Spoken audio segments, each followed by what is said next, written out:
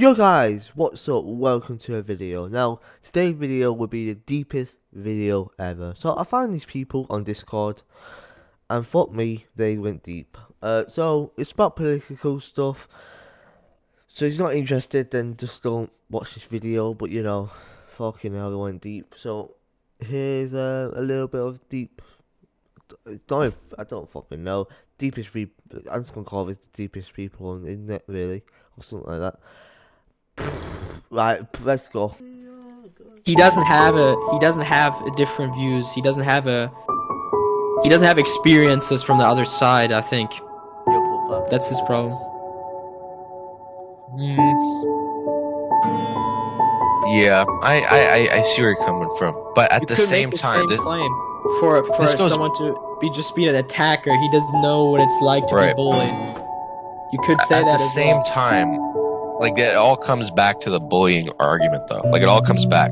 Then, like, in that situation, if you strongly disagree with their morals or you strongly disagree with their ideas, right, you could approach it with a calmer, more, like, you know, debate kind of way where you're trying to, like, come to an understanding, right? Or you could choose to get aggressive with it and, like, you know, in some way raise your voice and fight fire with fire, and the fire just keeps getting bigger. Though there's a point when the action begins that you have a choice. You can either keep it tame or you can strongly express your opinion with absolute solitude and disbelief in their side. Like, that is the part that I am talking about the most here. You have the choice to either approach it with kindness and patience or aggression and, aggression and, like, heat. You know what I mean?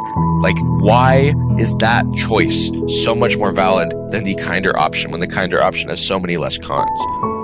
And so I think bullying and, like, being kind to the person, the way you said, like, being there for them, talking to them, they're just as valid, but they need to be used in different scenarios, I would say. Again, I said extreme scenarios, like when someone is deeply mentally ill or stuff like that. Obviously, the bullying is not going to help them. In this situation, I don't think I necessarily did the perfect thing. Again, I was just trolling. I was fucking around. I'm not justifying me attacking this person for this other shit. You know, I'm not saying that was rational or good at all. I'm just fucking around. I'm not defending any of that. Right, okay, I guess that's kind of what I wanted to come to understanding about. It's just like, yeah, sure, you're trolling, but are you really standing by some of those values? You know what I mean? No, I'm not. Again, yeah. Yeah, okay, I mean, that makes sense. I think we have actually a very similar view. Yeah, definitely. And I'm glad we had this conversation. Again, maybe you should just sit down with your friend, dude. Maybe you should try to get at him. Because he's just causing problems. At the core, I disagree. Like, think about it, dude. This guy wants to go out of his way to target people for having an opinion. Isn't that weird? Isn't that, like, he's gonna stress himself out about it for whatever reason he thinks it's on a social level, on a overall, like, right now in our society, saying the N-word is regarded as one of the worst words, even if it might not be rational. It is regarded as so. And on, like, Discord servers and on game servers, most games that are moderated, you will get banned for saying it. It's a standard to be banned for it. And so that is the normal, and you are the minority in your opinion, although it might be somewhat rational. You know what I mean? I think I'm actually not the minority. I think people just don't care enough, or people don't realize that it's a problem, because once you ban a word, you ban all these other words, and then you ban whatever opinions. Literally, it's a ripple effect. It's not just the word itself. It's the doors it opens up for other stuff like that. That's what the problem is. And I think most people wouldn't think it's justified to get banned over saying any words like that. I think it's actually the loud minority who thinks that's a good idea. I do agree with you to that point. Yeah. It's a really fucked up. It's a really hard and fucked up thing to come to a conclusion about. But it's something that needs to be talked about for sure. I really hate to see good arguments go to shit because too much emotion is invested in it. Which I feel like started happening a little bit. But I mean, we had a good conversation together here. But it really sucks. To come back in if you want, and then you can tell him. No, they're done. They're. It seems like they're really emotionally upset about it. Well, the thing is, sometimes you just gotta be. Sometimes you gotta be willing to be emotionally invested, and then also like not just completely close off, dude. Like you gotta stay in the moment. That's the thing. That's also something you can't just leave, man. That's something you need to, like, again, going back to the bullying thing, like, you know, personal trainers, they push you when you're lifting a weight or when you're doing whatever. You need someone to push you sometimes. Like, you could just go to the gym, oh, this is so heavy, oh, I don't really, like, if you're not really motivated, maybe you are motivated, but it's always good to have someone push you if you're trying to get anywhere. You know what I mean? So, like, maybe you need to just tell him so he learns. Again, it's just tough love, if you want to call it that, basically. I believe in tough love to a very slight extent. I believe in calling someone out, but I don't believe. Are you hurting them, or are you benefiting them by saying, for example, oh, look, maybe you and this guy had a bad start or stupid interaction, and you can both agree on that you both maybe said stupid stuff, and I would be willing to say that what I said is stupid and not wrong, and whatever. Like, I'm not sitting here saying, oh, I'm gonna stand my ground and I'm not willing to be straight up with this guy. We just got off on a bad foot and we could have an actual good conversation. You just had one with me. So again, people like him, they just forever put you in a, how should you say, they have one opinion of you, they have one interaction with you, and they'll never change. They just have a thick skull, or whatever you want to say. I feel like he's that type of person, and then he can never move on from that, and so he can't grow as a person until he has a awakening by someone pushing him or by whatever. Again, I guess what I believe our main disagreement here is what pushing entails. You know what I mean? It's the same thing when you're at the gym, right? Is your trainer, like, if you're struggling to pick up that last weight, is your trainer saying, push, you can do it, you have to, you do it, you can fucking do it, right? Or are they saying, you weak little fucking pussy, you can't lift that? What are they doing? Are they encouraging you, or are they insulting you, hoping that you get angry and rise above it?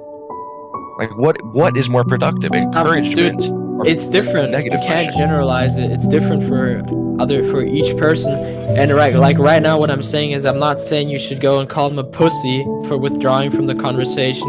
You can just tell him, hey man, why don't you give it another shot? We just had a good conversation. Again, I think both are valid, just used in different situations. Just like when we're talking about like bullying in general, like that. It just you can't generalize one or the other necessarily, because there's different types of people. It just depends on the person. So both are valid in their own ways. Of people. But you get what I'm saying? Yeah, it is. I don't know.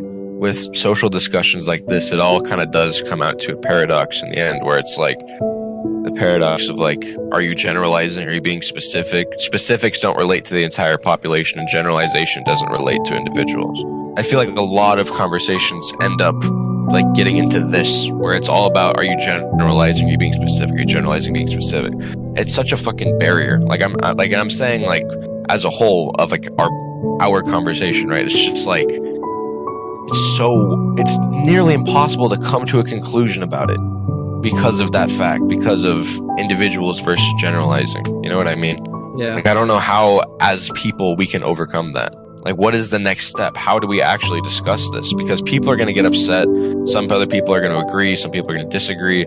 And like with left and right wing stuff, it's surprising. Like with Trump, right? Like the Trump election was close. Like, it's surprising how strongly polar people's values are. It's almost 50-50 on a lot of things, which is ridiculous. Like, how can, in a 50-50 situation, if a room of 100 people, 50 people believe color red is the best and 50 people believe the color blue is the best, like, you can't just convince the whole population. That's based off of the election system. People want to waste their vote essentially by voting for an independent party or something. They have to vote for one of the two big options. Right. But why does it come out to such a close call? Almost always. Why is it always so close? Well, I don't know. You know, people have different. I don't know. Like, people don't express their opinions a lot of the time politically outside of voting, dude. Like, that's. not everyone is political like that usually, and people might just be Yeah. scared of what their opinion could entitle within their friend group or whatever. So I think it makes perfect sense that there's more, because nowadays it's more, I guess, liberal, but it used to be the other way around. Like, I But, think the but left is it more wing- liberal? Because right Trump wing. got elected. Well, I You know wouldn't what I say mean? Trump is very like right at all. He just has more conservative values, and I don't know. I think he's not even necessarily even like. I don't know if he's really conservative at all. He's just kind the of. most conservative Yeah. Republican ever elected. I think Yeah. people just give Trump a bad rep, and I don't even know where it came from. Like again, it's just people pushing narratives, and for some reason the narrative is that Trump is bad, even though he was good for America. You All could of these argue. issues of getting offended, over things and people's strong opinions being blatantly wrong, it's all the fault of the media. I It's think all the fault factually- of fighting for attention. That's literally, it can all wrap back to that. Yeah, factually speaking, I think we could even say that Biden is probably one of the worst presidents so far. Would you disagree with that? I mean, dude, this guy. So far he's done jack shit and he's kind of brain rotten dead. Exactly. Like It's actually is kind of a joke. I think It's he shameful makes of the America country. seem weak. Yeah, I think it's a shame. like, Absolutely. yeah, It's actually pretty gross. Like, it's a little bit infuriating to me. I think people would want to Kinda exchange him ridiculous. for Trump now. I think they would want to go back and change their I vote. if they gladly could. would. Gladly I would. I don't know. I never really had too much of a problem with Trump, to be honest. I thought he did a lot of amazing things. Well, yeah, Like, but the thing is, did you vote for Biden? no, Did you vote at all? I voted third party. Or what's that? So this is my philosophy, right? On voting, at least, right? I don't agree with the left-right blue-red system on a core. I just don't. I think it's stupid that it's a popularity contest who gets to run the country. I think it's stupid. So over the years, almost exponentially, the vote for the third party is getting bigger and bigger and bigger. More and more people want something different. I don't even specifically I didn't want a specific third party person to win. I just wanted to be a part of that percentage of third party that's rising up every year or every election. I want there to be I want people to look and be like, whoa, like 20% of people voted third party. I don't know what percent it was, but be like 20% of people voted third party. Like, we could have a real shot at having a different kind of system. So next year they might vote for it and join that. That's my mentality, at least. I don't want either of them. Sure, Trump was okay. Trump was good, but why do we even have to have left, right in the first place? It's such a flawed system, in my opinion.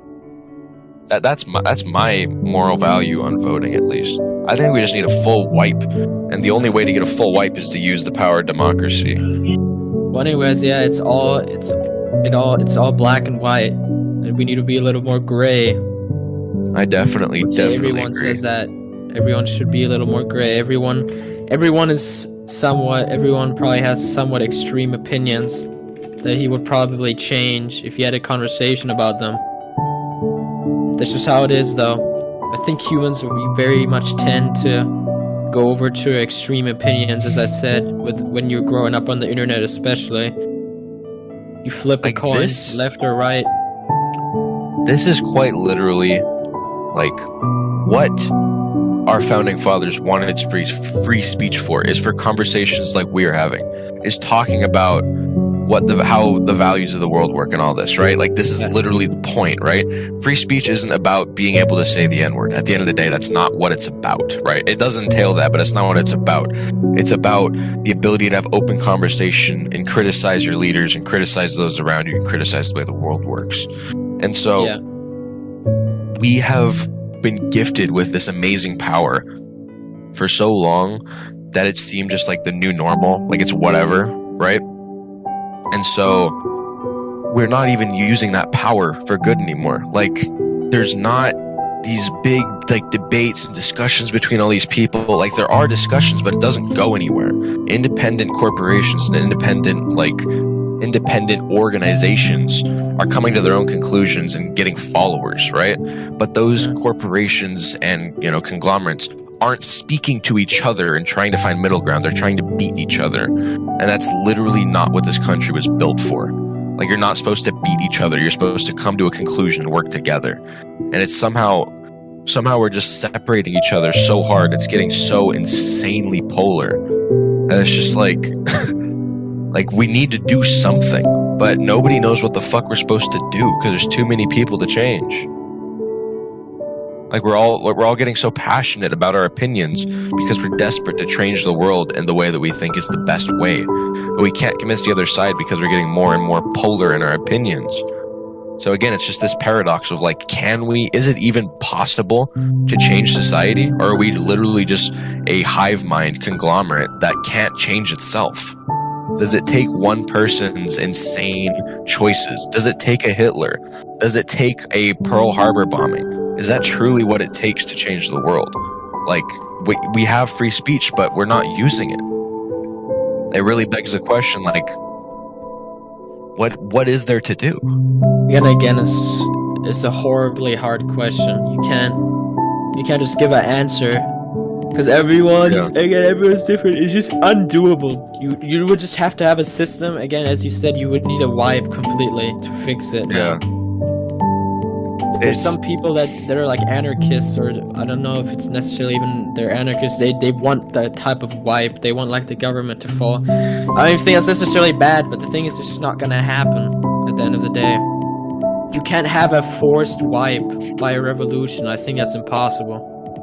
But the thing is, you can, and it's happened over and over and over again through history. It's the only way things have been solved, is by war or revolution. Or like burning and destroying things. Well, let's be honest here. You know, the Capitol storming or whatever. Yeah, dude, they didn't try to defend it properly, dude. Like, let's be real here. It's not like we were unable to defend the Capitol. They just didn't send in the forces to do it, or they just didn't have the people there to do it, right? But it's not like America. They called everyone they could. They didn't have it available because who the fuck would storm the capital of their own country? It's just such an unthinkable, ridiculous thing that they wouldn't even prepare for it. I don't know, dude. I think it's literally the thing is, it's not even that big of a deal at the end of the day, because what really happened? It's a huge deal, in my opinion. I don't know. It's not like it's not like there was anything going on in there, dude. At the time. It's There was. I watched like a full like mini documentary about this, entailing every minute about it. Like, there was a lot of leaders. I don't know the specifics, but there's a lot of heavy, like high political names and leaders, like in a meeting in there discussing some values that Trump talked about in his speech, and he had them go over there to try to make a ruckus. Like, he spoke about it in his speech. It's like, your leaders are doing something, are doing this, this, and this, and there, and we need to go over there and talk about blah blah blah. Like, there were high value people in there, and they were going in there with the intent to destroy. And honestly, probably a lot of them were going in there with the intent to kill these people. And they had to make emergency evacuations of all these high political leaders. There's some very what's it called? Very smart and very, heroic actions of some of the people working there in some of the security that avoided absolute horrible chaos that could have happened.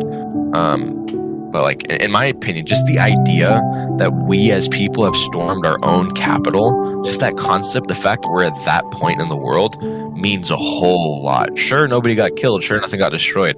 But the fact that we're there should be much more of a wake-up call than it has been.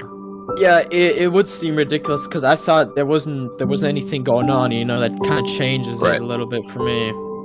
Yeah, there was shit going on. Yeah, that's different. Man. I don't know, man. I don't know how you would go across it. I mean, you can. It's just gonna be bloodshed all over, though. You know, that's the thing. Honestly, it's inevitable. If you want to have a revolution, there's gonna be bloodshed, and it's gonna be a war, basically. Yeah. And I don't think a lot of people are ready for it. I heavily agree with that. I was saying this for a while before the pandemic. Like, I was saying, like, my friends I've been saying this for years, like years before the pandemic. We need a global, horrible crisis to all come together and come to conclusions together. We need to all work together and be under threat, right? As soon as COVID happened, in a weird way, I was excited. I was like, yes, this is the global problem that we as humans have to come together and tackle. But no, it just became political and polarized. Getting vaccinated for a disease that's killing the planet became a political issue? Like, what the? Like, I was absolutely mind blown and saddened by the idiot, like how stupid our country is, how stupid the people of this country are, how closed-minded, and like I hate this word because it's so stupid, but like sheep, fucking like actual sheep. Wait, so are you against the? I don't. The conclusion. So you're for vaccinations? Absolutely, 150%. Yeah. Okay, so Do you disagree? I don't. Well, I'm not vaccinated, but I don't disagree. I'm not an anti-vaxxer necessarily. I just haven't Mhm. gotten vaccinated because I don't view it as necessary for myself. I So think why people. haven't you gotten vaccinated? I'm not gonna Well, fight you. I'm not gonna everyone force your around hand here. me that has any problems or has any people related to them that could have a bad corona, like how do you say? Like they could have a bad consequences from getting corona, like they have like illness like asthma or anything like that. Everyone I know who has that or is directly in contact with people like that has been vaccinated. Like most people in my family are, like almost everyone in my family is vaccinated. And it's not like I have a war with my family or lots of discussions about it, but I personally think everyone should have a right not to be vaccinated if they don't want to, or same as the other way around. If you want to be vaccinated, if you want to protect yourself, then go ahead. It's not. I think coronavirus as a whole, it's completely. I obviously think it exists, and I think it affects a lot of people, but I think it's completely exaggerated in its consequences. Like all this stuff with long COVID, dude, and people say like a lot of deaths, dude. I'm telling you, the statistics are there to scare you into staying at home. It all makes sense, dude. The governments, they want to isolate you and stop you from participating in society to make you a bigger consumer. Literally, that's what it all goes back to. It all goes back to, companies are profiting ginormously from the pandemic, dude. Small businesses, independent small businesses that have no relations to like giants like PepsiCo, Nestle, Amazon, all these giants, all those people who are taking those customers away, like all the small independent businesses have died off because of COVID, and Amazon, for example, has just got immensely stronger. It all makes sense if you think about it, dude. It's there to push you away. It's there to scare you. And I think people have died from having a horrible COVID illness or whatever. But I'm telling you, I do not believe that it's this horrible for you to have COVID, and I don't think it's the scariest illness you could possibly get. I think it's being overplayed massively. It's definitely not like the worst disease you could get. I Yeah, saw and I get- long-term effects from it though. Like I got nerve damage in my feet from it. How come? You really? Yeah. I've heard that it has really compromising effects on your immune system over months. Yeah, and I had pre-existing like immune stuff, and it made it way worse. Yeah, well, I think No, again, it is. people, It I is think more people dangerous with than you think pre-existing it stuff is. I should think. get Finn. vaccinated. No, I think Yeah. people with pre-existing stuff should get vaccinated. I just think I'm a perfectly healthy young man. But I the think I thing don't is, need it. You, as a perfectly healthy person, not getting vaccinated is increasing the risk of other people who are maybe unvaccinated and at high risk, getting them into danger, getting them into trouble. You But I are don't know- making it more risky for everyone else. I don't know where you're located in. I'm not located in America. Where I live, everyone can get vaccinated if they want to at any time. There's no vaccination shortages. So I think everyone, I'm telling you, dude, everyone who's needed to be vaxxed because they don't feel safe otherwise is vaxxed by now, dude. That's how it is. At least in where I'm from. I can factually tell you, 100% guaranteed, everyone who wanted it has it. No one's sitting there saying, "Oh, well, I've been wanting to get it for how many years now? 2 years? How long has it been out? Right. 1 year?"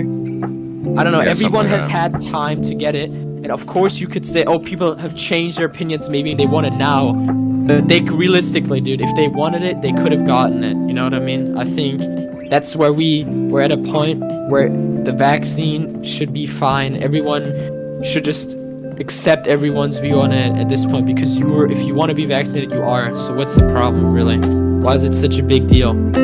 I think it's more of a big deal on a global scale, like as a species. Like, we want to combat this virus to make it as small as possible. Obviously, it's going to be around forever, right? It's going to be. That's not how viruses work.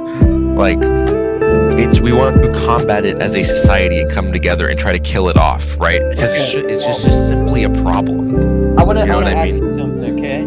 So obviously there's a billion different theories or conspiracy theories or whatever about all these types of different things that go in the world and aliens and fifth dimensions and all these things, right? Yeah. I think personally the truth is always in the middle, right? I don't think Jeff Bezos is the devil Lucifer himself, but I'm telling you, I don't know, you can say if you disagree with me, but in my head it would make perfectly fine sense if, for example, big giants like Amazon or Microsoft would not want the pandemic to stop, because consume using their platforms has just gone up and they've made so much money from this situation. Dude, Amazon especially has grown so much. If you go look at their statistics, dude, why would Amazon want the pandemic to stop ever? Why? Fuck. Fucking bitch. Yeah, sorry. Lucky fucker. Small businesses are going down, which is eliminating competition for all these huge giants, right? For everything, from going to drinks to food chains to all that stuff. Right. Why would I want it to stop if I'm a big company CEO? I wouldn't want it to stop. I wouldn't. Right, but here's the thing, right? Surely, like, those companies are benefiting, right? Surely small businesses are failing. But why is it so unlikely that that is a simple side effect and coincidence of a global pandemic? Like, why does it have to be a conglomerate that's working to make this happen, pressure businesses out? Why does it have to be a global force working against it? I don't know if it's necessarily a global force. I just think, dude, it's so obvious, dude, that of course if you're like trying to sell product, if you're trying to be the biggest company in the world, it's so amazing for you that all these small businesses are going out of business. You don't have any more competition. You want to take over, dude. All these people that are growing these billion-dollar companies, they want to grow them bigger, you know? It doesn't matter to them. It's so benefiting to them. Why would they ever want it to stop? If they, dude, all these billionaires with all their money, man, I'm telling you, the pandemic could have stopped easily. It could have stopped last year or maybe even before that. You know, people could have closed off their borders. The governments, they didn't care enough, or maybe they got paid off. I don't know, bro. All I'm saying is that this pandemic it goes in a cycle, dude. We have lockdowns, then the numbers go down, then everyone just gets released back out, the numbers go back up. It's an endless cycle. It's never gonna stop. Literally, it's never gonna stop at this rate. We can just lock it down. We could have locked down right away for a certain amount of time, and it wouldn't have been that big of a problem. Or my personal solution to this now, we just have to accept that it's a thing and just view it as another illness like the flu and go on with our lives. And quit all the fucking mandates, all the mask mandates, all the restrictions you have from whatever. Just act like COVID is not there. Maybe not act like it's there, but just accept it as a normal disease you can get, literally. I think that's what needs to be done, because we're never gonna get out of that hole otherwise, because we're not going into more lockdowns because people riot on the streets. Here's the counter argument to that, though, right? COVID is proving itself to be a very dangerous and complex disease. It's not just a flu. The rate that it's evolving and creating, there's new variants, like the Delta, the Omicron, all these things, they're very real and very scary and powerful. It's learning to fight the vaccine. It's learning weak spots, right? It's evolving rapidly. It really is scary if you think about it. And it's not so much about, preventing yourself from getting the actual disease in the moment. It's about getting the monster of COVID as a global organism to calm down so it can stop growing and evolving to fight us, because it's actively fighting us, and we are, in a sense we're losing, because it's evolving a lot and getting stronger, and the only way to get it to get weaker is if we all work together to fight it, to make sure we don't get it. So in a way, I would argue, what? Where do you think it came from? I'm just curious. Do you think it's man-made, or do you think it just developed? To be honest, as time's going on, coronavirus has been around forever. Coronavirus itself has been around forever, like SARS, but it's a family. SARS-CoV-2 2019. We're talking about that. Yeah, but as time goes on, I try not to get too much into conspiracy. I try to have faith in the world in a sense, but fuck, man, this shit might be man-made. Somebody's literally playing play games with these symptoms, bro, with these evolutions. Like, this is fucking ridiculous at this point. And also the fact that it came from China next to a lab that works on diseases in China, and the fact that China is the #1 threat to, in my opinion, the rest of the world. Like China is the #1 threat. China, literally, I am more scared of China than anything on the planet.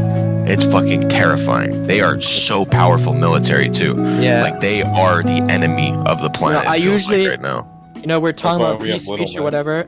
The only thing I let myself Exactly. get intimidated by is China. That's the only thing I don't joke about, even honestly. I agree. I refrain. It's- I think China's the I'm next gonna get Hitler. hung. I think I'm gonna get hung if I say anything about China. In 50 years, they take over and they find an old Discord message of me slandering them. I think I'm literally gonna get fucked over by something like that. China is fucking terrifying, man. It's really scary. And I don't know, dude. I've been told some very I very think it might be powerful just an inside attack on the information. world, dude. What does that mean? Like, I mean, I know some things that people shouldn't know. I genuinely legally can't get into it because all I'm gonna say is, like, I have family in higher places. Like, we need to be really fucking scared of China. Your fears are valid, and it's more dangerous than anyone thinks it is. Like, this is public knowledge, but China's military power is, if the entire world's military all came together, we would be nearly even with China. Like, it is a ridiculous amount. For the last, like, 5 to 10 years, they've been building and creating new vehicles, new technologies, and new things, right? Most of America's technologies and military advancements and such, like most of our actual, like, on-the-ground hardware is from, like, World War II era stuff, and, like, a little bit more recent than that. But China, I think it's like 70 to 80% of all of their military power and hardware was made in the last 5 to 10 years. They've been preparing for something huge, like a huge thing. And America's military power versus China, if it's just us, we honestly almost don't have a chance. Like, it's that close No, and I don't that know. powerful. There's this YouTuber called Serpenza. I don't know if you've heard of him. This No. guy, here, maybe I could send you his channel. This guy used to be, this guy originally was born in South Africa, and he lived in China for like a long time, and he was a teacher there. And he tells stories about the CCP and how he was treated as a foreigner in China. And he gave insight on everything there. You know, he's traveled through China. And he talks about such topics, and he actually, I think he says we shouldn't be as scared of China as some of us maybe are, because China as a whole, it's very like, I don't know the phrase in English for it, but it's like, of course, they have all these crazy technologies, we see all these things they do, but at the same time, their people are like The people worker don't agree ants with them. kind of, and there's also like they're very much forced, a lot of them, you know, they're forced into the structure. You can't really do anything Right. about it, and a lot So, of like, what's people war without would the break power of the out. people? Yeah, that as well. Yeah, there would be no morale probably. I would doubt there would be morale. Right. Maybe the only morale, it would have to be like a Hitler 2.0 situation where you have to indoctrinate the youth from day one to be Nazis, but from the I mean, Chinese. they've been opposite. trying. I mean, Radical look at Chinese communism. propaganda. They've been Yeah. trying. But for But the some good reason, thing it's is not it's not working gripping. that well yet. Yeah. Yeah, it's not gripping because what you have to realize because- is whatever restriction they put, all these young people are still on the internet and they're still getting a Yeah. lot of influence from there. Whatever restrictions they put on, you know. It's honestly the not internet the that's like same. the barrier between the Chinese taking over. Like, it's the people who've grown up in China, who've lived on the internet, who realize the real world values and realize that there's a whole nother world out there that enables them to not have full faith and power in their own country. Like, they realize the flaws of their own system. They're not indoctrinated.